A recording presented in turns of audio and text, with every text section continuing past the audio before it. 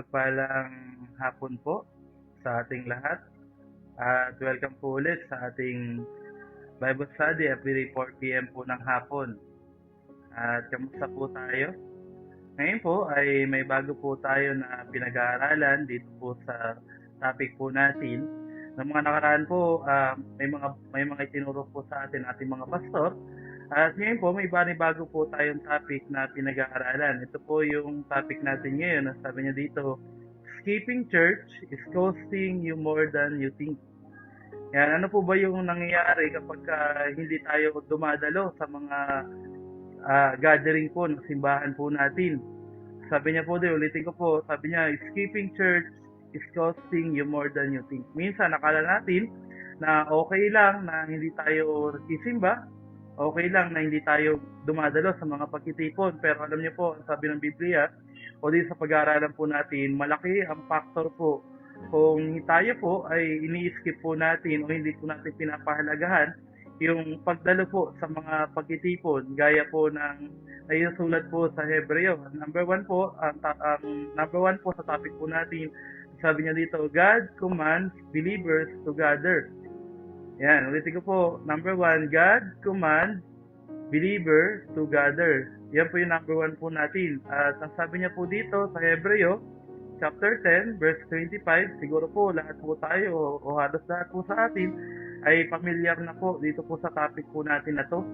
Amen po. Sabi niya po dito sa Hebreo 10:25, huwag nating pababayaan ang mga pag-itipon natin gaya ng nakaugalian na ng ilan. Sa halip, palakasin natin ang loob ng bawat isa, lalo na ngayong nalalapit na ang huling araw. Amen po. Ulitin ko po, sabi niya doon na huwag natin hayaan na hindi tayo nakakadalo sa mga pagtitipon gaya ng nakaugalian po ng iba. Sa halip, palakasin natin ang loob ng bawat isa sapagkat nalalapit na ang huling araw. Amen po. Alam niyo po, lagi po natin narinig sa mga topic po natin o sa panahon po natin ngayon na ang Panginoon ay malapit na kung dumating. Amen po. At ang sabi niya doon na huwag natin hayaan na makaugalian natin yung ginagawa po ng iba. Ang kausap niya po dito ay yung mga mananampalataya o yung mga Kristiyano. Kasi po, sa atin po bilang mga Kristiyano, may mga tayo na dumarating yung parang routine na lang yung every Sunday po na ginagawa po natin. Amen po, na parang paulit-ulit na lang natin ginagawa yung Sunday. Pero alam niyo po, napakalaking halaga o napakalaking factor po pala sa atin bilang mananampalataya ang pagdalo po sa mga pagtitipon. Amen po, kasi bakit po? Kasi sa pamagitan ng pagdalo sa mga pagtitipon, sabi niya doon, napapalakas niya o napapalakas tayo ng mga kapwa nating mananampalataya.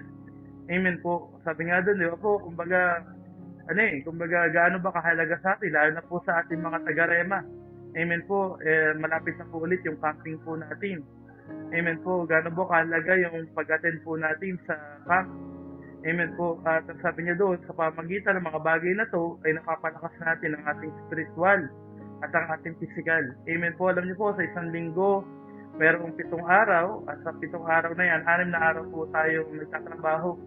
At pagdating po ng ika-7 araw, tayo po ay namamahinga, tayo po ay, sabi niyo doon, tayo po ay umaattend sa mga gathering o sa ating mga church gathering. Amen po. At sabi niya doon, sa pag-attend mo sa mga gathering na yan, yung buong araw o buong linggo na lumipas, sabi niya doon ka mapapalakas uli sa panibagong araw o sa panibagong linggo na lalakaran ulit po natin.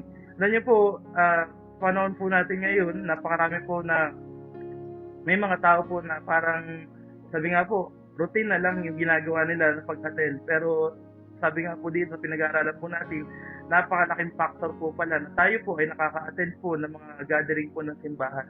Dahil sa pamagitan ng mga to, sabi niya doon, mas nakikita natin o naalaman po natin yung kalooban po ng Panginoon sa atin. At sa bagay pa po dito, sabi nga, tayo po ay may flesh at always hindi naman po tayo malakas. Amen po. Physical na pangatawan, maging spiritual po natin. Maganda po na tayo po mismo bilang mga Kristiyano ay nakakapakinig po ng salita po ng Panginoon. Kasi sa pamagitan ng salita ng Panginoon, nasabi niya doon, mas mapatibay ang iyong pananampalataya sa Panginoon. Ulitin ko po sa Hebreo 10:25, huwag natin pababayaan ang mga pagtitipon natin gaya ng kaugalian na ng iba. ng ilan. Sa halip, palakasin natin ang loob ng bawat isa, lalo na ngayong nalalapit na ang muling araw. Amen po. Kaya nga po sabi po ng Mateo, amen po, ang matiling tapat hanggang wakas ang siyang maliligtas. Sa atin po, hindi ko bilang mananampalataya po ang nais ng Diyos ay manatili po tayo. At mahirap po manatili kung hindi po tayo dumadalo sa mga gathering ng mga simbahan po natin. Paano po tayo mag-i-stay doon sa kalooban po ng Panginoon. Sabi niya doon, ang maliligtas lamang ay yung mga taong nag-stay at yung mga taong nanatili. Amen po. At dalangin ko, o maging sa atin po, ay manatili po tayo sa kalooban po ng Panginoon. Pangalawa, sabi niya din, isang bagay pa po dito na halaga kung bakit tayo po kailangan natin dumalo sa mga pagtitipon. Number 2 po, sabi niya, church strengthens your faith. Amen po. Sabi niya, ang church, sabi niya doon, ay mapapatibay ang iyong pananampalataya. Sa Romans chapter 10, yan, Romans chapter 10 verse 17. Yan, kung may mga Bible po kayo, ay makipagbukasan po kayo sa akin. Sabi niya po dito sa Romans chapter 10 verse 17, sumasampalataya lang ang tao kung maririnig niya ang mensahe tungkol kay Kristo. At marinig lang niya ito kung may mangaral sa kanya. Ulitin ko po, sa Romans chapter 10 verse 17, sumasampalataya lang ang tao kung maririnig niya ang mensahe tungkol kay Kristo. At maririnig lang niya ito kung may mangaral sa kanya. Amen po. Sabi niya po doon, kumbaga sa atin po bilang mananampalataya, mas mapapatibay yung faith mo kung narinig mo yung salita po ng Panginoon. Amen po. Sabi nga, di ba, faith comes from hearing and hearing the word of God. Ibig sabihin, sa pakikinig mo ng salita ng Diyos, sabi niya, mas mapatibay ang iyong pananampalataya. Kaya po, mahalaga na sa atin bilang mga Kristiyano na hindi mo ini-skip yung araw po ng linggo, yung araw po ng Sunday. Bakit po? Kasi yung araw na yan, sabi niya, hindi naman po ang Panginoon ng kumbaga, hindi ang Diyos yung nagbe-benefit, kundi tayo po mga Kristiyano. Tayo po mga Kristiyano nagbe-benefit kapag ang Panginoon o kapag sa araw po ng Sunday, tayo po ay nakakarinig ng salita po ng Panginoon. May mga tayo na manghihina ka, pero dahil sa mga salita na narinig mo, hindi ka suko, kundi mas mapapatibay ka para magpatuloy. Alam niyo po, may mga time po na akala natin yung problema natin, yun na yung pinakamabigat na problema, amen po. Pero pagka Sunday, maririnig mo yung mga testimony ng mga kapwa mo, mananampalataya, yung mga kasama mo simbahan, kung paano sila pinagtagumpay ng Panginoon doon sa mga problema kinaharap nila. Amen po. Dahil doon sa testimony na yun, dahil doon sa mga bagay na nagawa ng Panginoon sa kanila, mas magiging matibay ka dahil narinig mo na kung paano sila pinagtagumpay ng Panginoon.